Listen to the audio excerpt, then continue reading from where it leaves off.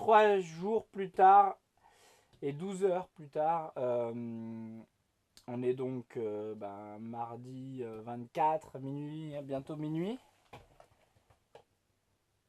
Et ben voilà, mercredi 25, minuit 6. Et ben voilà, on aura fini cette grande aventure, hein, cette grande épopée. Et je suis ravi que tout se soit bien passé.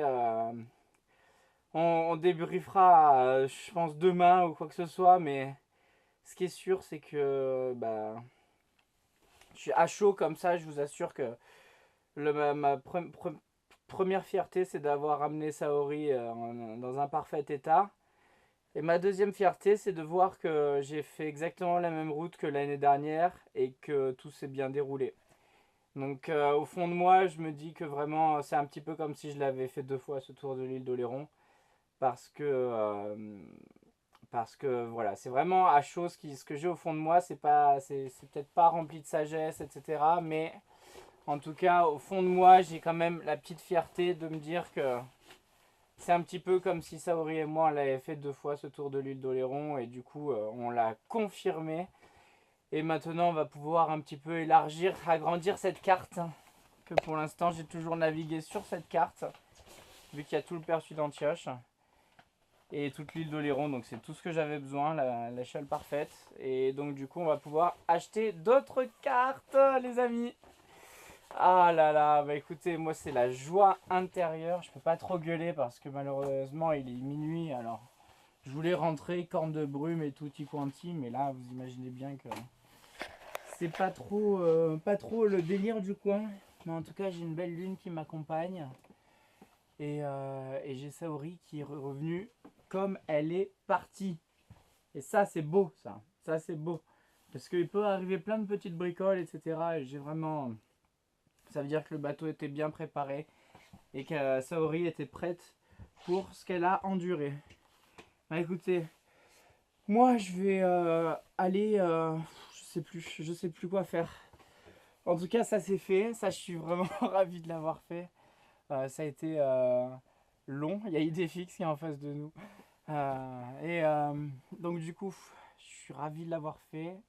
Je suis ravi de l'avoir fait comme je l'ai fait, en étant le plus sécure possible.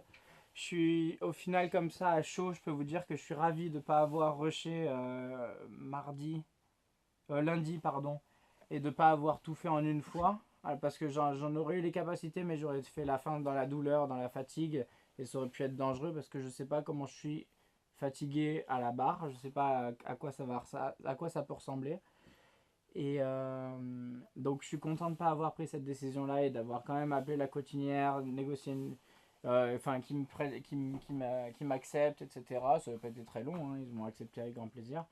Mais voilà, prendre la démarche de plutôt, c'est plutôt le fait de rentrer dans un port où je savais que j'allais pas avoir de place, un port où je savais qu'il allait pas avoir ni d'eau ni de trucs, et c'était pas trop prévu pour moi, quoi. Donc du coup, je suis content que ça se soit passé.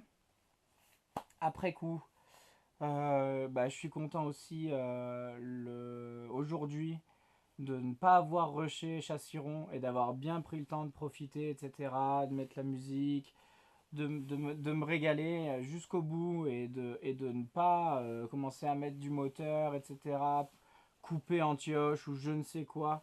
Il y aurait eu des possibilités. Est-ce qu'on peut couper Antioche? Ça, je me suis posé la question, je me suis dit que la question ne valait pas la peine de se poser.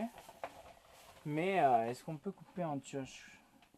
Ouais, vous voyez, hein, c'est vraiment très, très suicidaire de vouloir faire. On aurait pu couper là, faire tac tac tac au moteur, vite choper la marée.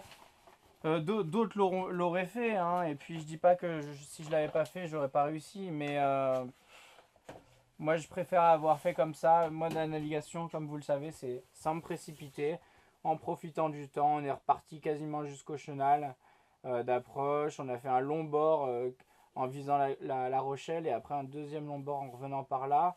Quand j'ai commencé à décider qu'il était mieux pour moi de me mettre au mouillage, vous avez vu la galère pour trouver la perche alors qu'elle était à 100 mètres 200 mètres de moi grand max. Je savais dans quel axe elle était. Je savais entre quelle lumière et quelle lumière de la côte elle était. Le temps de dériver les 20 mètres, etc. Les repères des lumières, bien sûr, ça vaut plus rien. les degrés, vous imaginez bien que le compas, même pas être éclairé ni quoi que ce soit, enfin compliqué. Vous avez pas le temps de ça. Et du coup, on voyait plus rien très vite. Et donc j'étais déjà content de savoir où j'étais. Et en plus de ça, j'avais la tablette avec le traceur. Ça aussi, c'était plutôt pas mal. Mais jamais, là, à cette heure-là, comme ça, dans cette nuit-là, malgré la lune, rentrer à travers les casiers, bon, il faut juste avoir de la chance et pas s'en prendre un, quoi. C'est juste ça, hein, vous pouvez rien faire contre, vous pouvez rien faire d'autre. Rien faire d'autre. Même les bouées de chenal qui sont 10 fois plus grosses, on les voit que quand on est à 5 mètres. Donc vous imaginez bien qu'en nave, avec le moteur en train d'affaler la voile, etc., là, vous tombez sur un casier, vous tombez sur un casier, quoi. Donc là encore, sécurité. J'ai mis Saori au mouillage, quitte à attendre, etc. Même s'il a fallu attendre jusqu'à minuit pour, avec la pression, faire durer la tension jusqu'à minuit pour cet accostage. Je savais même pas où j'étais vraiment. Et, au final, c'est quoi le résultat de tout ça? Bah, c'est que Saori est en parfait état, quoi. Donc c'est vraiment, je suis content, je suis content, je suis content, je suis très content de ça. Et voilà, et puis on va boire un petit coup, allez, on va boire un petit coup. Je sais même pas si j'ai les forces de boire de l'alcool, mais on va quand même boire. Vous voyez que les réserves, il en manquait pas, hein. Et puis au moins, ce qui est bien avec l'avitaillement, c'est que ça cale les bouteilles d'alcool. C'est important de caler les bouteilles d'alcool. Alors, on va se faire un petit pinot des familles, parce que ça c'est un grand classique. Et je vais vous raconter une petite histoire aussi, c'est que chez mes grands-parents, il reste une bouteille qui m'attend depuis un bon moment. Alors vous voyez que c'est un peu le bordel, mais au moins ça bouge pas pendant le...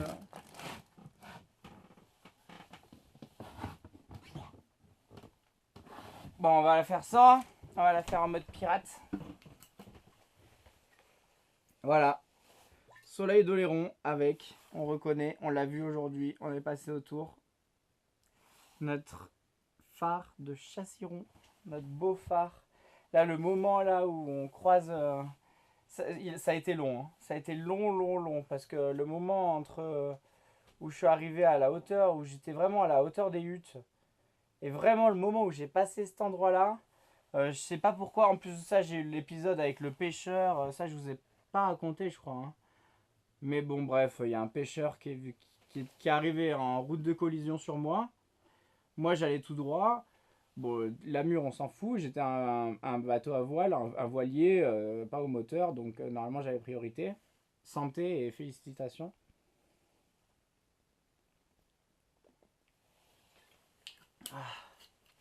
Première goutte d'alcool.